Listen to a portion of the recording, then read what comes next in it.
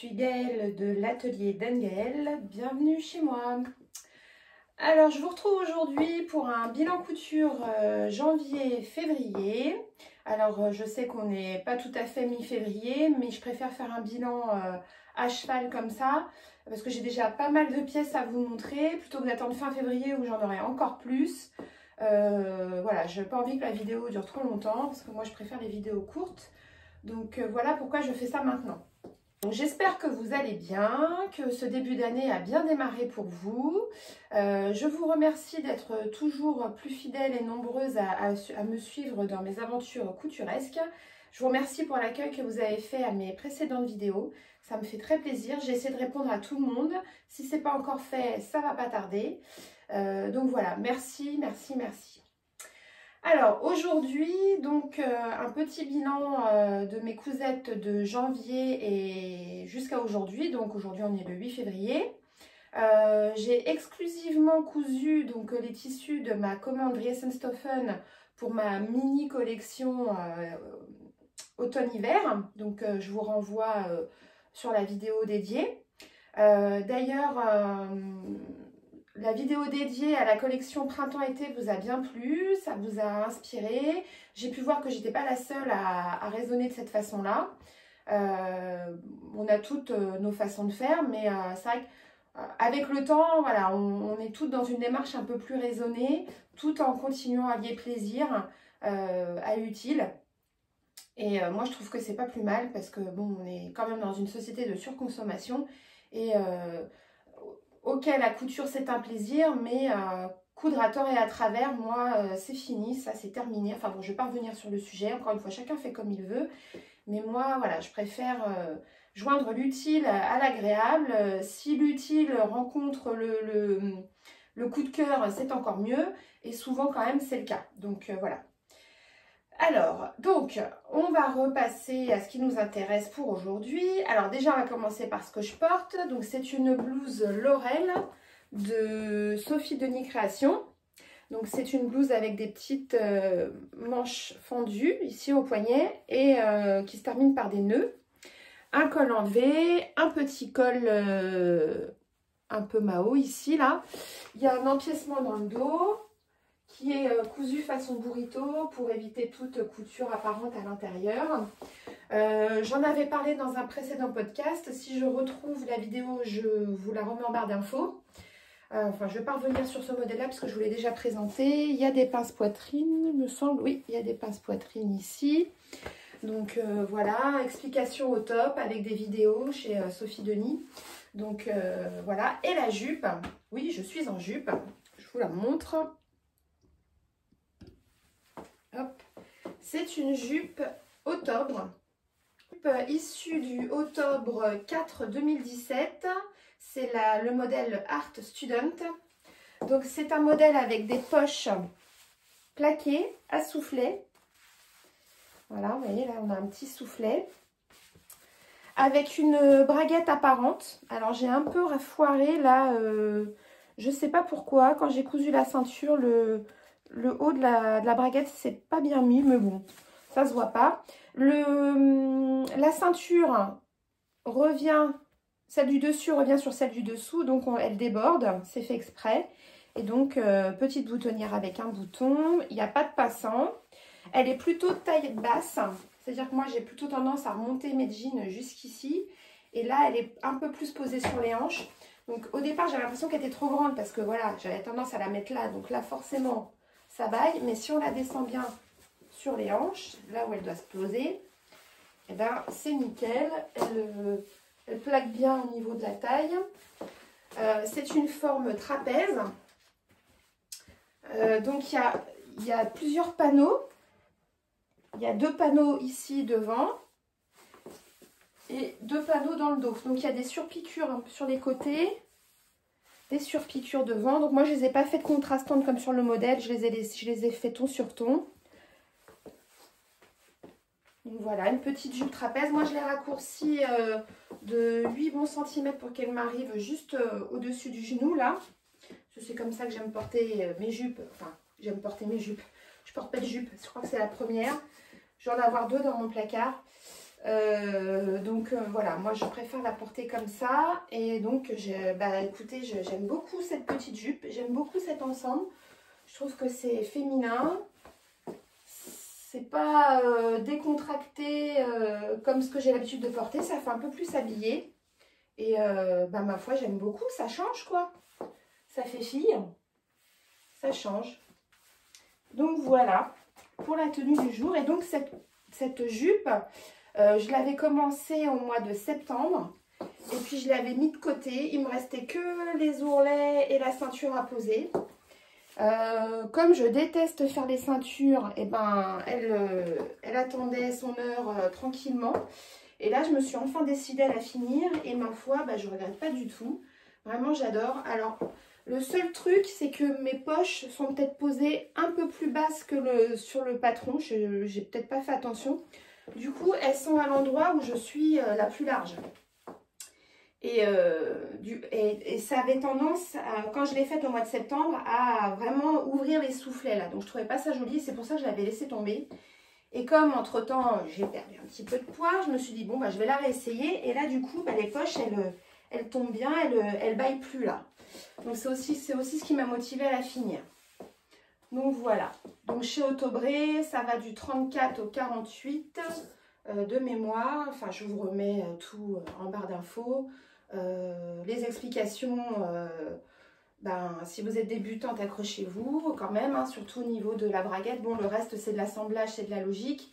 La braguette, si on n'en a jamais fait, encore que comme elle est apparente, c'est pas très compliqué. Elle est apparente et elle est au niveau d'une couture au milieu là devant, donc c'est pas trop compliqué, ça va. Mais voilà, ça reste du Autobré. Donc voilà pour la dernière cousette et la tenue du jour. Je voulais aussi vous montrer ma pile de tissu avant mes réalisations. Donc voilà. Et encore, il me semble qu'elle n'est pas complète parce que quand j'ai pris la photo, j'avais déjà commencé. Et je vous montre aujourd'hui ce qu'il me reste. Donc vous voyez, j'ai quand même bien avancé. Il me reste 4 coupons, grosso modo. Dans ces 4 coupons, j'ai prévu de me faire 2 voire 3 robes et un pantalon de détente pour la maison. Donc j'espère avoir fait ça avant le mois de fin mars, quoi, que j'ai fini vraiment la collection automne-hiver fin mars, parce qu'après c'est des choses qui peuvent se porter quand même en mi-saison. Donc ce que j'ai déjà cousu, alors il y avait un coupon de jersey de coton bleu marine qui était destiné à faire des caleçons pour mon mari, donc j'en ai fait un. Enfin c'est le deuxième que je fais, le premier je vous l'avais présenté dans ma précédente vidéo. Donc c'est le modèle, le boxer Jacques de chez Atelier Guillemette. Donc en jersey de coton bleu marine de chez Dries & Stoffen. Élastique mercerie extra. Alors j'en avais pas assez pour pouvoir centrer le texte ici. Donc c'est pour ça que c'est un peu décalé. Bon enfin ça c'est le genre de détail que seule la couturière voit. Par rapport au précédent modèle que j'avais fait à ma première réalisation, j'ai rehaussé la taille puisqu'il était un peu taille basse. Donc je l'ai remonté de 2 cm. Comme le premier modèle, j'ai rallongé les jambes de 2 cm aussi. Et par rapport au premier modèle, je l'ai fait, j'ai assemblé devant et dos en couture flat lock. Donc, hop, s'il veut bien faire la mise au point. Voilà, ça donne un aspect couture rabattue sur l'extérieur. Et à l'intérieur, ça permet des coutures plates. Du coup, ça ne gêne pas, il n'y a pas de gêne au niveau de la peau. Donc, je l'ai assemblé comme ça pour les coutures dos. Bon, là, au niveau de la poche devant, il n'y a pas de couture apparente, hein, puisque c'est doublé à l'intérieur. Et c'est cousu suivant la technique du burrito. Donc, il n'y a pas de couture apparente à l'intérieur. Là, on est sur l'intérieur. Il est limite réversible, le caleçon. Mais bon, on va éviter la blague du le caleçon, je le porte 4 fois, une fois à l'envers, une fois à l'endroit, une fois devant, une fois derrière. C'est pas le but. En tout cas, voilà, ça permet des coutures propres et il n'y a rien qui gêne à l'intérieur. Pareil, j'ai fait des coutures à la les ourlets sont faits à la recouvreuse. Voilà. Donc voilà la première réalisation. Ensuite, je me suis cousu un sweat sport chic de My Super Bison en collaboration avec Modes et Travaux. Donc, c'est toujours issu du magazine de cet été, là, du mois de juillet.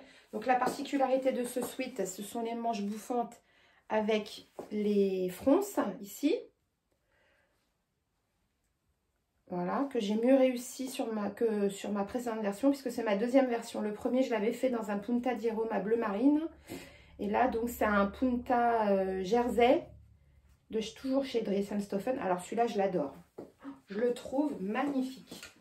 C'est vraiment ce que j'aime porter. Les couleurs, c'est chatoyant, j'adore. Autre particularité donc, de ce modèle, les manches bouffantes, avec un bracelet de manche assez large. Modification par rapport au patron, je l'ai raccourci dans le sens où je n'ai pas mis la bande de ceinture. J'ai directement fait un ourlet à la recouvreuse. Donc ça me le raccourcit environ de 5-6 cm. Donc voilà, donc ce sweat sport chic il va de la taille 36 à 48. Les marges de couture sont de 1 cm et elles sont incluses. Les explications du cahier technique sont très claires. Et je pense que vous pouvez l'acheter en PDF sur le site de My Super Bison. Mais il a une autre dénomination, mais vous le retrouverez sur le site de My Super Bison. Donc voilà. Alors par contre, petit bémol, enfin gros bémol, c'est la qualité du tissu. Au niveau des coutures, il est déjà en train de s'abîmer. Je suis dégoûtée. Alors, je ne sais pas si vous allez le voir. Alors, c'est pas de ce côté-là. Voilà, ici, on voit. Vous voyez? En gros, il se déchire, quoi. Et pourtant, c'est pas un endroit qui est sollicité, puisque vu l'ampleur de la manche, j'ai de la place, hein, ça tire pas. Donc, je suis assez dégoûtée. Ça me le fait dans le dos aussi, là, au niveau de la couture de la manche. Et au niveau du ventre, vous savez, souvent, on a des trous, là, au niveau du ventre. Alors, on ne sait jamais si c'est parce qu'on a des mites dans le placard ou... Non, c'est la ceinture du pantalon, parce que je l'ai porté... je l'ai beaucoup porté, ceci dit. Hein. Je crois que depuis que je l'ai fait, j'ai dû le mettre au moins 4 ou 5 fois. Et là, je l'ai mis dimanche. J'avais mon pantalon avec une ceinture. Puis d'un seul coup, je regarde. Oh, il y a des trous. Il y a plein de trous.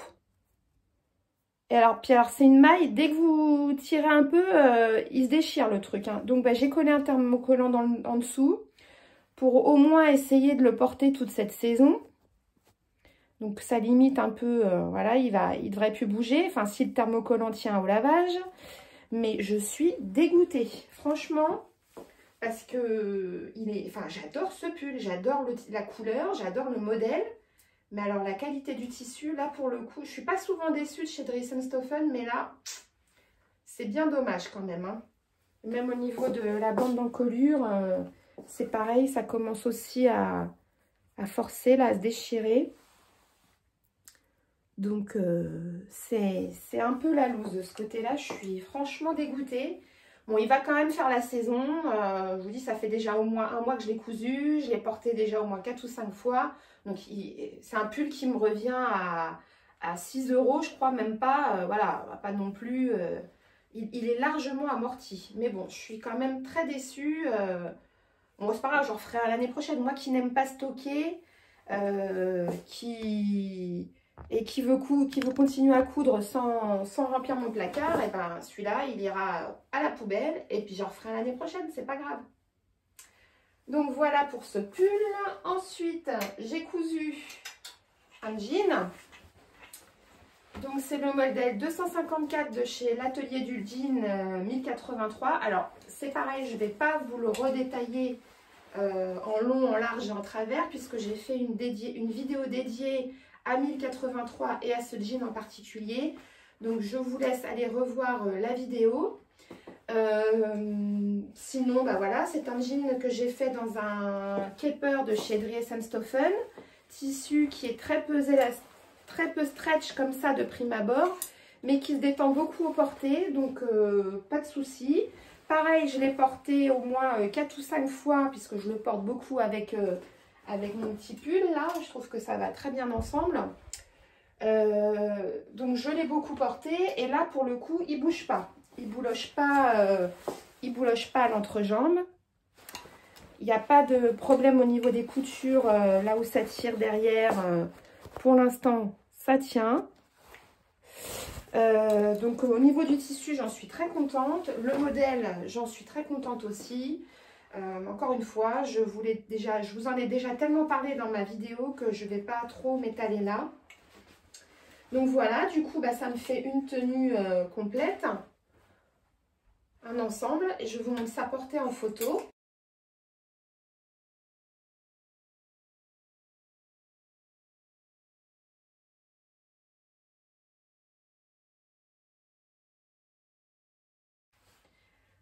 Ensuite, je me suis cousu ce petit twin set. Alors, un twin set, c'est quoi? C'est un gilet avec un top assorti. Donc, le tissu, c'est une maille de chez Dries & Stoffen, toujours. Mais c'est assez mou comme tissu. Ça n'a pas la même tenue qu'un jersey, qu'un Punta di Roma ou un Milano. Ça n'a rien à voir, c'est très mou. On dirait un peu de la chenille aussi. Mais bon, il est joli, mais du coup, il a pas beaucoup de tenue au porté. Alors, le modèle du gilet, c'est le mélange knit donc de Octobre. Donc, c'est ce magazine-là. Donc, celui-là, c'est le 2 2015. Et donc, le mélange knit, c'est ce modèle-là.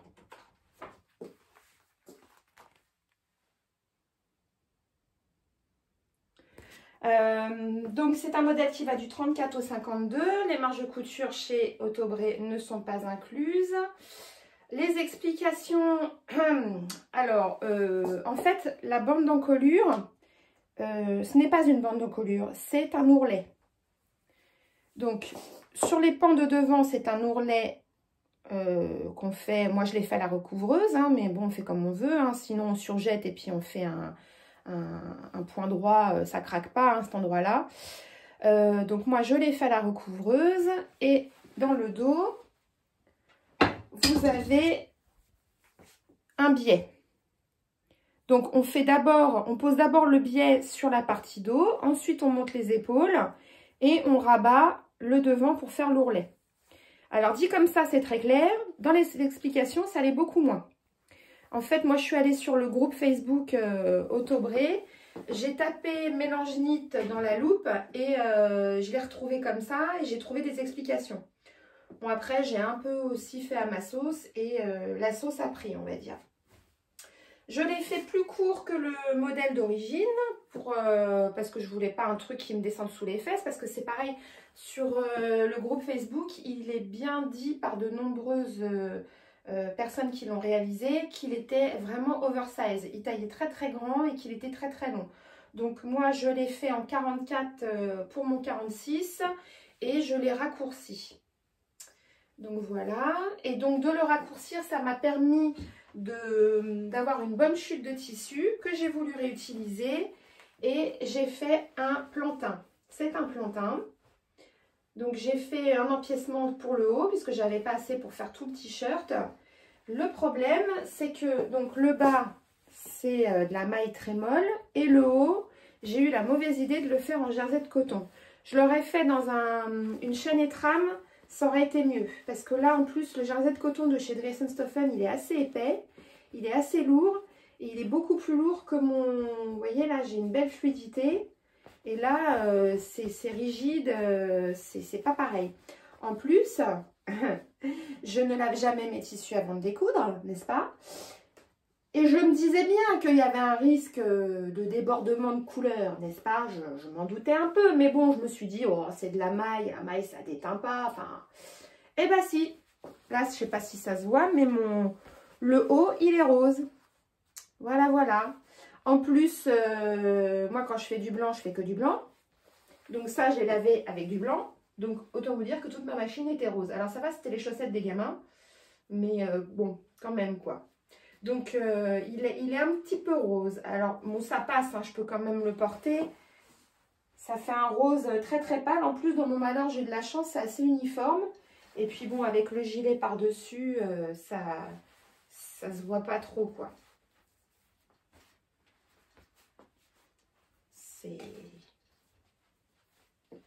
ça passe. C'est portable quand même, ça va. Donc voilà pour ce petit twin set. Donc un plantain, hein. J'ai pris mon patron de plantain, j'ai coupé un empiècement jusque sous l'emmanchure. J'ai coupé, enfin pour que ma partie rouge, elle descende assez bas en fait. J'ai posé, voilà, j'ai posé ce qui me restait de tissu rouge sur mon patron du plantain, sur le bas.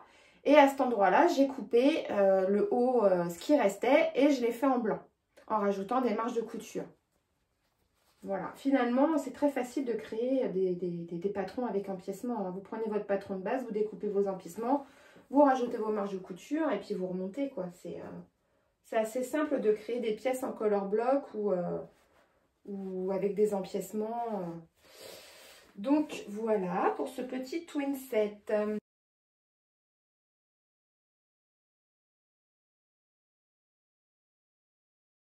Et pour finir, je me suis cousue dans un jersey viscose noir de chez Dries & Stoffen, encore un plantain, parce que je voulais une pièce basique dans mon armoire, parce que j'ai pas de t-shirt noir.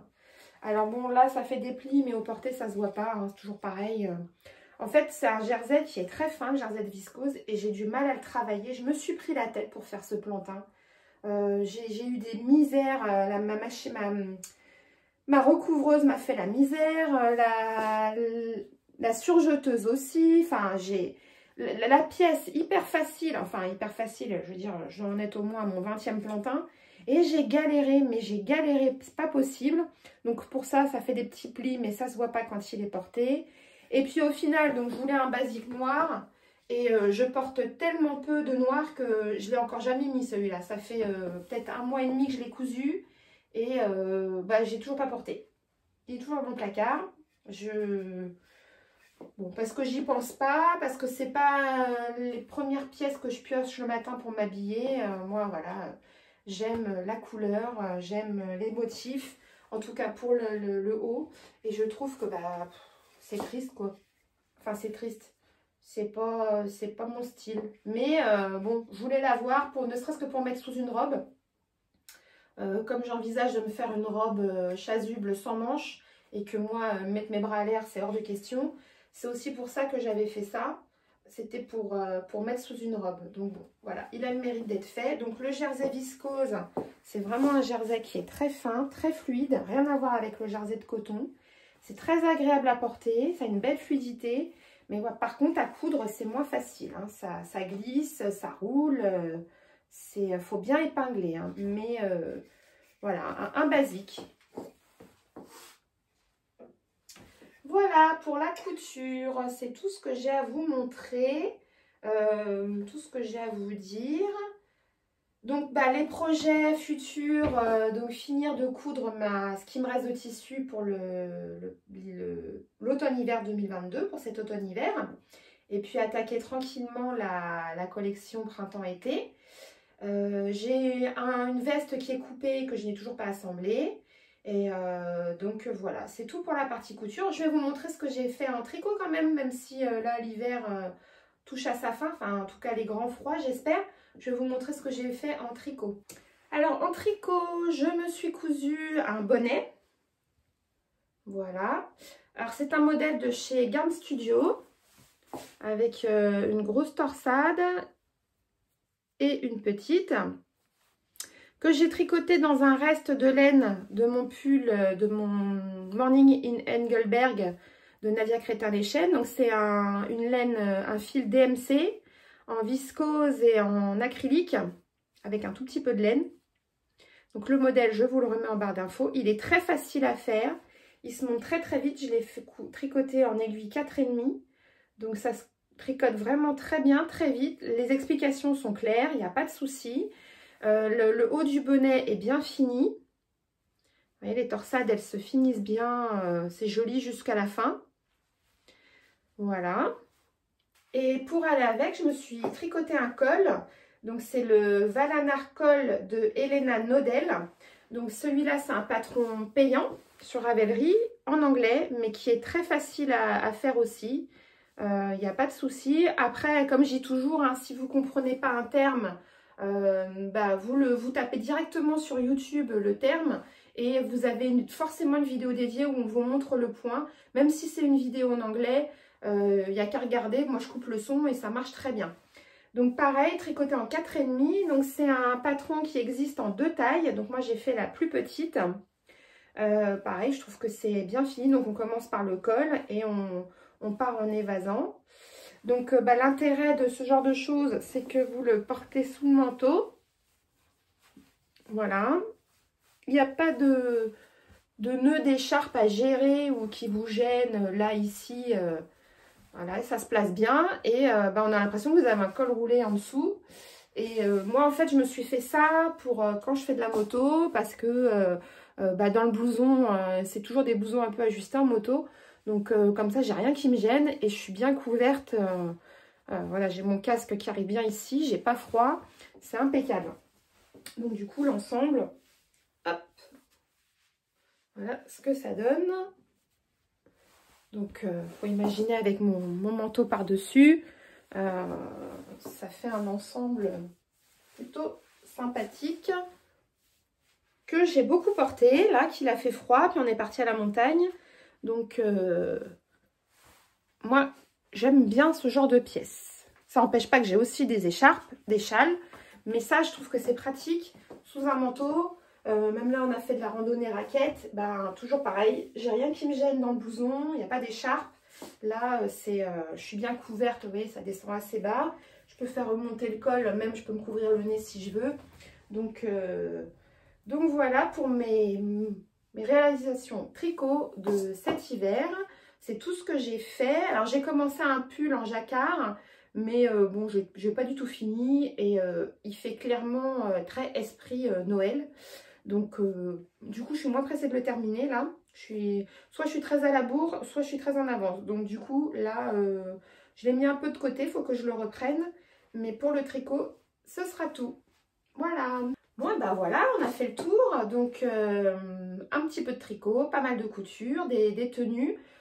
Pas trop de couture non plus pour pas remplir mon armoire. Quoique là, c'est bien. Là, je vais m'arrêter là pour cet hiver. Mis à part donc ce qui me reste, là, les 2 petites robes que je veux me faire et le pantalon pour la maison.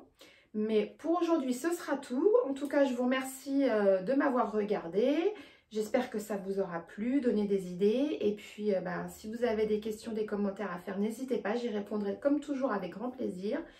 Je vous laisse là-dessus et je vous dis à très bientôt. Ciao!